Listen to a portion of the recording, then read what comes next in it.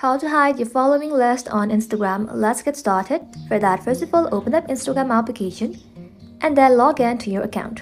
Once logged in, tap on your profile icon and then tap on this three-line icon. Inside here, you want to go ahead and simply tap on notifications and you will see options for following and followers. Tap onto it.